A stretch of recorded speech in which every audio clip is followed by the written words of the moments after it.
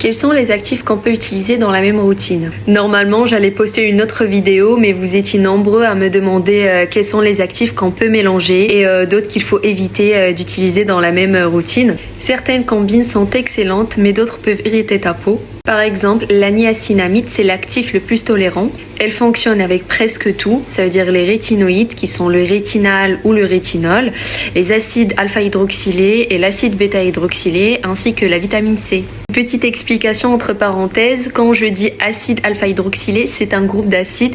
On peut trouver par exemple l'acide lactique ou l'acide glycolique, donc je t'invite à aller voir.